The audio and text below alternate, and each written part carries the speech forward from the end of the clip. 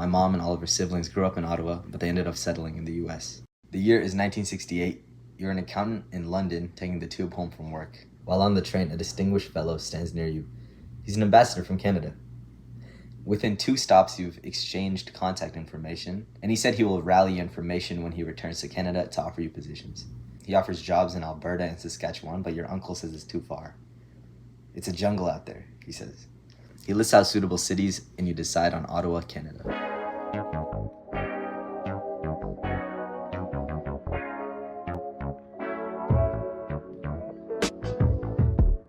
My grandpa told me if he had moved to Toronto, he would have owned apartment buildings, but his kids might have ended up on the street.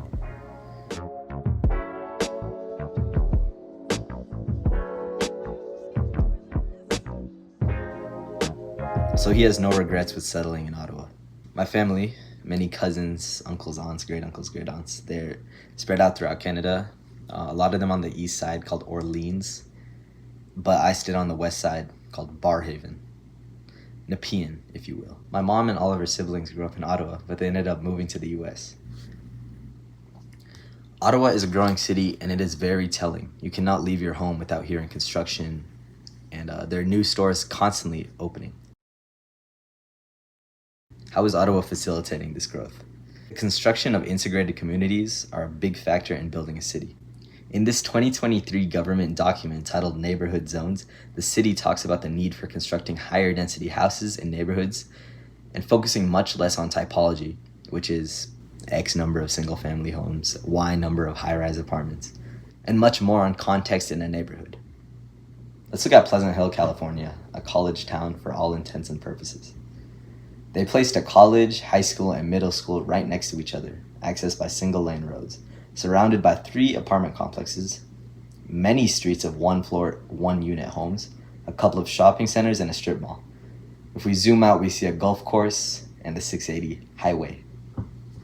There's too much space for these old 1-floor homes, surrounded by shops and utilities that they will seldom use. These homes are very expensive, so the only students living in them would be ones whose parents have lived in there for a long time. No one's moving into this neighborhood, and people probably aren't moving out. There's no way to come back from this other than to restart, which is the definition of urban sprawl. This is a pattern I noticed in El Paso, Texas as well. They zone buildings and areas by use, clumping together similar stores. On this street in El Paso, there's a Topgolf, indoor skydiving, escape rooms, and a few restaurants. So this would be like an entertainment zone. Except, who would want these 3 things to be close to one another? Like, who goes Topgolf, skydiving, and goddamn escape rooms in one single day? Likewise, in Pleasant Hill, who needs 3 different levels of schooling in one zone? Who needs their high school to be next to their middle school to be next to their college? This is lazy zoning and does not account for context in any city.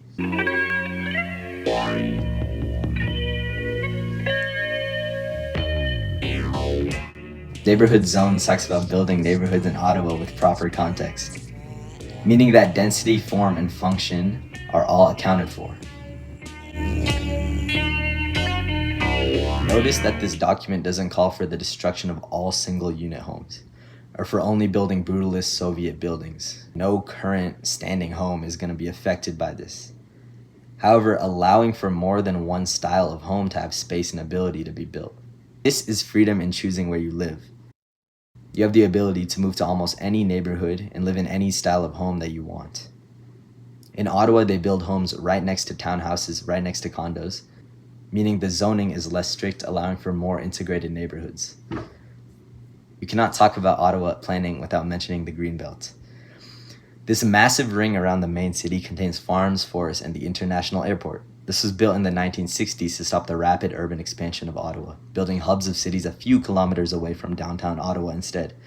This seemed like a great idea at the time in the name of sustainability and environment, but is doing much harm today. There are more people today living outside the Greenbelt than inside. The cyclist Peter Westaway created an entire movement on removing the Greenbelt.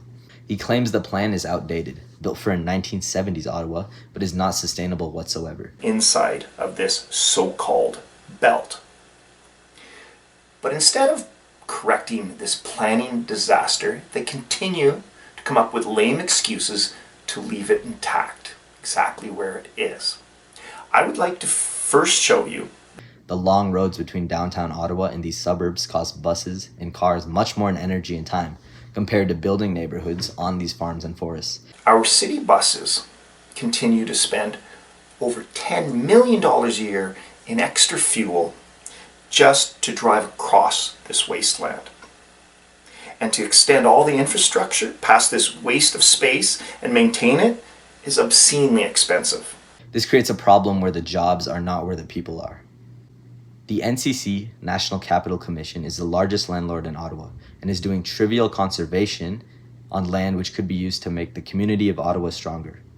A YouTuber named Should We Live Here, who lived in Ottawa for over a decade, talked about how Ottawa built the Confederation line in 2018 but ran into major problems with construction, safety, and weather. They shut down the line last year, which made the bus system overcrowded. There are so many lawsuits, I can't keep them all straight. The trouble started during the construction of the LRT. It was plagued with problems, including a sinkhole that collapsed a downtown road, and then there were continual delays and cost overruns. However, this effort needs to be recognized, and in a few years the metro will be strong and connect people citywide. Would I move back to Ottawa? Mr. Speaker, the economy is recovering. Member for Carleton. Does the minister have any idea what it costs for the average person to buy a house in Canada? Does he have any idea, or does he even care? I think that the average Canadian can see how much this government knows and cares about the cost of buying a home in this country. My mom and all of her siblings were born in Ottawa, but ended up moving and settling in the US. Would I undo all the efforts my mom made for a better life? I'm very interested to see where the city goes. You have a growing population and a government ready to catch it. Hey, I like cold weather, so it'll certainly be on my list post-college.